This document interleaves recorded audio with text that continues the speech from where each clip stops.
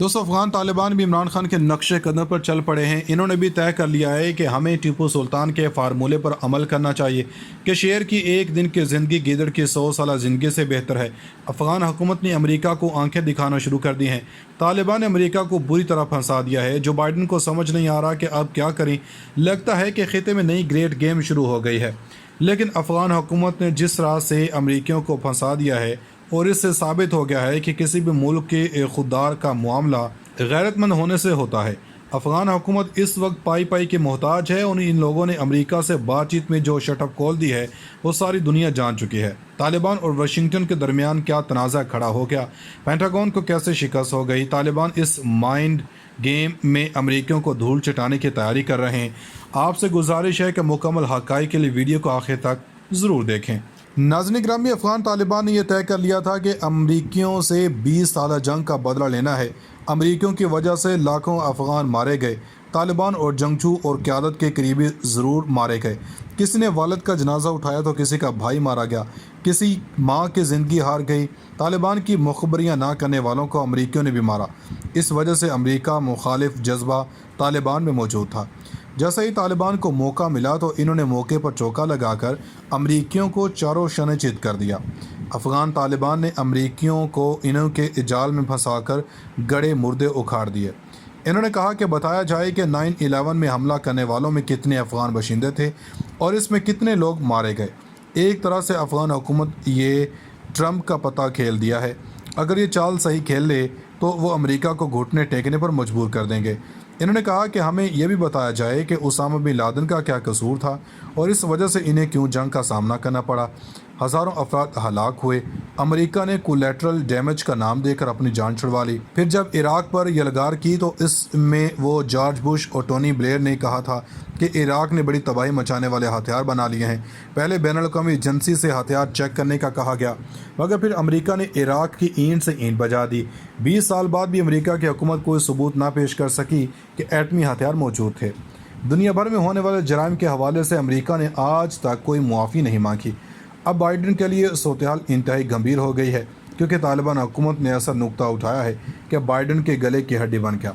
वैसे भी इन अमरीकियों को सीधी बात समझ नहीं आती। पिछले साल भी अमेरिका ने मुज़ाकरात से इनकार कर दिया था, मगर फिर 100 जूते खाकर इन्हें वही काम करना पड़ा जो तालिबान वाले कह रहे थे। तालिबान ने सैकड़ों अमरीकी फ़ौजी मारे और इनको अकल आ गई और इसके बाद अमेरिका ने तालिबान से बराह रास्त मुज़ाकरात कर दिए, वरना इससे पहले ज़ल्म खलीलज़ाद की तरफ से सिर्फ एक ही बयान दिया जाता था कि अमेरिका अफ़गान हुकूमत के साथ है। तालिबान को अफ़गान हुकूमत से बात करना होगी, लेकिन फिर तालिबान से बात करना पड़ गई। खैर, जिस तरह अमेरिका रातों रात जिस तरह भागने पर मजबूर हुआ वो पूरी दुनिया ने देखा। अमेरिका की जनब से बगराम एयरपोर्ट छोड़ने के बाद अफ़गान फ़ौज फौरी तौर पर तितर बितर हो गई। अरबों डॉलर्स ज़ाया हो गए। वो सब के सब पैसे के पुजारी थे और अमेरिकी वीज़े की खातिर फ़ौज में भर्ती हुए।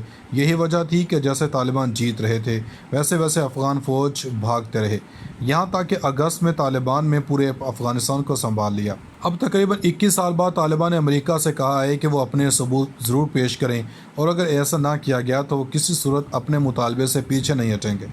इस अहम तरीन मसले के बाद बाइडन ने इजलास बुलाया और अमरीकी हुकाम कोई फ़ैसला ना कर सके और इजलास के दौरान एक रुकन की जानब से CIA को तनकीद का निशाना बना। एक रुकन ने कहा कि अमेरिका के अरबों डॉलर्स डबोने की ज़िम्मेदारी CIA की है, क्योंकि इन्होंने कभी भी कोई रिपोर्ट नहीं दी। अफ़गानिस्तान में दिया जाने वाला पैसा किसको दिया जा रहा है, जिस पर CIA डायरेक्टर ने ओहदेदार को खरी खरी सुना दी।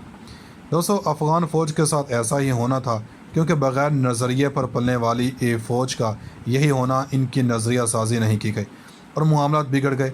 और एक अहम वजह थी कि वो क्यों अशरफ गनी और रशीद दोस्तम के पैसे बचाने के लिए अपनी जानें बचाएं। इसके बाद पूरी अफ़गान फ़ौज ने सरेंडर कर दिया। लेकिन अब देखना यह होगा कि अमेरिका क्या जवाब देता है और क्या सबूत पेश करता है। नाज़रीन किराम, बड़ा ब्रेक थ्रू, बड़ी ख़बर, इसको क्या कहें। हम सबसे पहले आपके सामने कुछ तफसीलात रखेंगे और फिर कितनी हक़ाइक़ पर मबनी है वो भी सबके सामने रखेंगे और फिर ये भी बताएंगे कि कौन चलवा रहा है। ख़बर इस वक्त यह है कि इमरान खान और डोनाल्ड लू जो अमरीकी सिफारतकार हैं, इनके दरमियान एक रब्ता हुआ। लेकिन फिर सवाल ये पैदा होता है कि क्या ये बराह रास्त रब्ता हुआ। फिर एक बात है कि रब्ता करके डोनाल्ड लू को या अमरीकी सिफारतकार को या अमरीका को इमरान खान ने कहा क्या है कि मुआफ़ी तलाफ़ी की जाए, यानी अब मामला से आगे बढ़ा जाए। یہ خبریں اس وقت کا میڈیا چینل جس کے اندر جیو نیوز اور نیو نیوز نے بریک کی ہے، اس کے بعد نون لیگ کا میڈیا سیل پھیلا رہا۔ اگلی بات کرتے ہیں، کیونکہ عمران خان نے آج اپنی تحریک کا نیا سلسلہ شروع کیا۔ اسلام آباد میں بڑا جلسہ کیا، اب رات کو آپ نے تصویریں لگائیں، رات کو آپ نے خان کے پوسٹر پھاڑے دیکھا۔ اب جلسے کے دوران مارکیٹ میں یہ باتیں آئی ہیں کہ عمران خان امریکنز کے آگے لیٹ گئے ہیں اور معافی مانگی جا رہی ہیں۔ عمران خان نے تو توبہ کر لی ہے، جس کو دھمکی دے رہے تھے اسے دھمکی مانگی جا رہی ہے۔ گزشتہ روز جتنے سفیر تعینات ہوئے ہیں انہوں نے اپنے اسناد صدر مملکت کو پیش کی ہیں، جو کہ پروٹوکول کا حصہ ہیں۔ امریکہ نے جو سفیر بھیجا ہو یہ تو عام سی بات ہے، اس کو لے کر بہت بڑا پروپیگنڈا کیا جا رہا ہے۔ کامران شاہد بھی ایسی بات کر رہے ہیں کہ عمران خان نے کچھ اور بات کر رہے ہیں، لیکن ڈاکٹر عارف علوی کچھ اور کام کر رہے ہیں۔ اس کے بعد جو خبر عمران خان اور ڈونلڈ کے رابطے کی جا رہی ہے وہ سوشل میڈیا اور اپنے جھوٹے ذرائع کی بنیاد پر چلائی جا رہی ہے۔ جیو نیوز نے لکھا اور کہا ہے کہ سوشل میڈیا پر ایسی خبریں گردش کر رہی ہیں، اور پھر نیو نیوز نے بھی ویسے ہی کیا جو جیو نیوز نے کیا۔ پھر سوال پیدا ہوتا ہے کہ کیا یہ نام لے رہے ہیں کہ ڈاکٹر عبداللہ ریاض کی جانب سے یہ پیغام بھیجا گیا، اور وہ 2019 سے تحریک انصاف کے سیکرٹری اوورسیز چیپٹر ہیں۔ اب سوال یہ پیدا ہوتا ہے کہ کیا ان کو عبداللہ ریاض نے بتایا ہے؟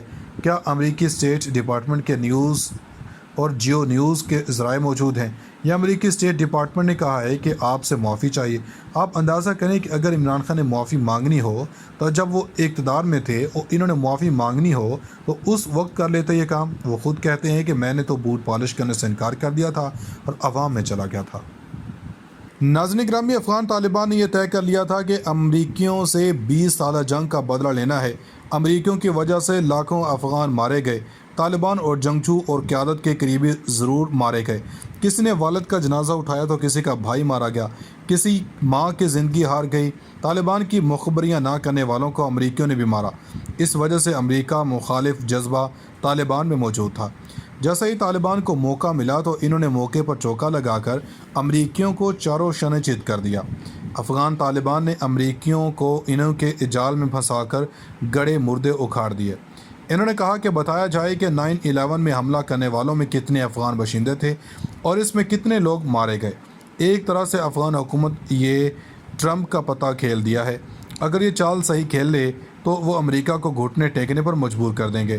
انہوں نے کہا کہ ہمیں یہ بھی بتایا جائے کہ اسامہ بن لادن کا کیا قصور تھا اور اس وجہ سے انہیں کیوں جنگ کا سامنا کرنا پڑا۔ ہزاروں افراد ہلاک ہوئے۔ امریکہ نے کولیٹرل ڈیمیج کا نام دے کر اپنی جان چھڑوا لی۔ پھر جب عراق پر یلغار کی تو اس میں وہ جارج بش اور ٹونی بلیئر نے کہا تھا کہ عراق نے بڑی تباہی مچانے والے ہتھیار بنا لیے ہیں۔ پہلے بین الاقوامی ایجنسی سے ہتھیار چیک کرنے کا کہا گیا، مگر پھر امریکہ نے عراق کی اینٹ سے اینٹ بجا دی۔ 20 سال بعد بھی امریکہ کی حکومت کوئی ثبوت نہ پیش کر سکی کہ ایٹمی ہتھیار موجود تھے۔